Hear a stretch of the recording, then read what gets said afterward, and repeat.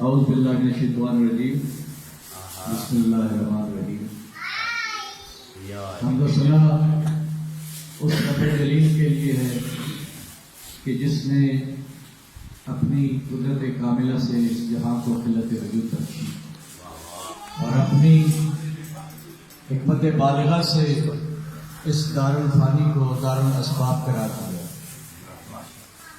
لاکھوں سلام ہوں دانائے سبل پر، ختم رسول پر اور مولائے کل پر، کہ جنہوں نے بیش بہا آلام اور مصائب کا مقابلہ کر کے اس دین یعنی دین اسلام کو نہ صرف قیامت تک کے لیے قائم اور دائم کیا بلکہ اس کی بقا کے پیش نظر اپنے بعد ایسی قربانیوں کا انتظام بھی کیا جو باطل کے چیلنج کو قبول کر کے حق کی سربلندی کا باعث ہے۔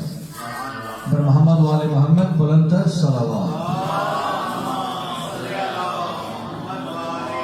سامعین محترم، بڑی خوش قسمتی کی بات ہے کہ آج ہم کربلا میں موجود ہیں اور 3 شعبان ہیں اور شب جمعہ ہے، اور اس سے بڑی خوش قسمتی یہ ہے کہ علامہ محسن کانجو صاحب ہمارے درمیان موجود ہیں جو مولا کا ذکر کریں گے، اور اس سے بڑی خوش قسمتی یہ ہے کہ ہم سب مل کے آج مولا کا ذکر کریں گے مولا کی نگری کے اندر۔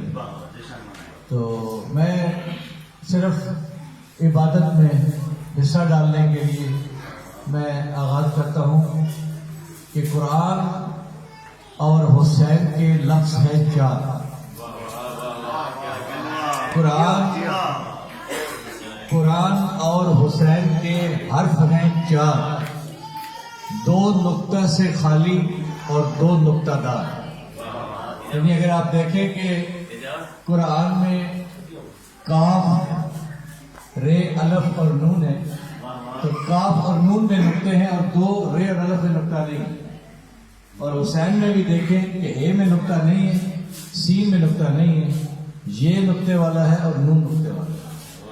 قرآن اور حسین کے حرف ہیں 4، 2 نقطہ سے خالی اور 2 نقطہ دار، اور ان دونوں میں یعنی قرآن اور حسین میں نون ایک ہے، یعنی قرآن میں بھی نون ہے، حسین میں بھی نون ہے، اور ان دونوں میں نون ایک ہے۔ اصل بات کیا ہے؟ اصل بات یہ ہے کہ قرآن اور حسین کا مضمون ایک ہے۔ کیا بات، کیا بات، کیا بات، کیا بات،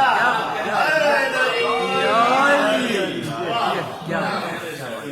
میں اس سے پہلے کہ علامہ صاحب کو اور پہلے شاہ صاحب کو زحمت دوں، میں تھوڑا سا اپنا ایک حصہ ڈالنا چاہتا ہوں کہ آدم کی ذات مرکز ایمان بھی نہیں، آدم کی ذات مرکز ایمان بھی نہیں، آدم کرے خطا کوئی نقصان بھی نہیں، اور شبیر سے خطا کا تو امکان بھی نہیں۔ اور شاعر کہتا ہے ادنا سی شان دیکھ شہ مشرقین کی کہ آدم بہشت میں بھی ہے ریت حسین کی۔ کیا بات، کیا بات، کیا بات۔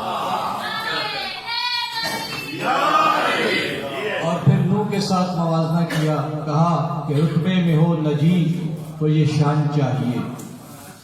یعنی اگر کوئی نجی اللہ کا دعوے دار ہے اور نجات دہندہ بننا چاہتا ہے تو شاعر کہتا ہے رتبے میں ہو نجی تو یہ شان چاہیے، اس کے یہ پیرامیٹر ہونے چاہیے۔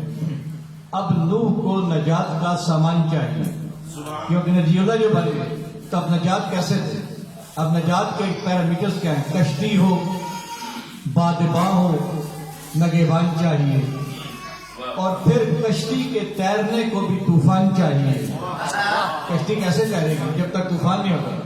لیکن یہ معجزہ ہے شہ مشرقین کا کہ خشکی پہ تیرتا ہے سفینہ حسین کا۔ اور آخر میں آپ سے التماس بھی کروں گا کہ یہ اشعار جہاں مولا کی شان بیان کرتے ہیں وہاں ایک میسج بھی دیتے ہیں۔ اقبال نے مولا پہ بہت لکھا ہے اور ایک ایسی چیز لکھی کہ میں کہتا ہوں کہ لکھ کے اس نے قلم توڑ دیا. اس کے بعد مولا کی شان میں کسی نے ایسی بات لکھی ہوگی لیکن اتنی کمال کی بات نہیں لکھی. کیونکہ آج ہم یہاں در حسین پہ آئے ہیں تو مجھے وہ پہلی بات یاد ہے کہ جب ہم اسلام آباد سے روانہ ہوئے تھے تو ہمارے علامہ صاحب نے، کاظم کمیل صاحب نے کہا تھا کہ آپ نے، یہ بڑا معراج والا سفر ہے، انسان ساز سفر ہے جب آپ زیارات پہ آتے ہیں. تو انہوں نے کہا تھا کہ آپ یہاں سے جا رہے ہیں تو آپ نے کچھ لے کے واپس آنا ہے.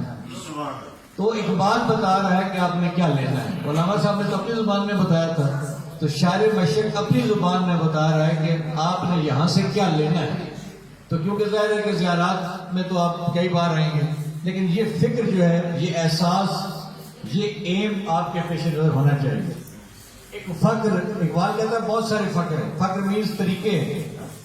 کہتا ہے ایک فخر سکھاتا ہے صیاد کو نخچیری، یعنی صیاد کہتے ہیں شکار کو، شکاری کو شکار سکھاتا ہے. ایک فخر سکھاتا ہے صیاد کو نخچیری، ایک فخر سے کھلتے ہیں اسرار جہانگیری، ایک فخر سے مٹی میں خاصیت اکثیری، اور ایک فخر سے مسکینوں میں دل جوئی و دلگیری. اتنے فخر بیان کرنے کے بعد اقبال کہتا ہے کہ ایک فخر ہے شبیری، اس فخر میں ہے میری. یعنی یہ فخر تمام فخروں کا سردار فخر ہے.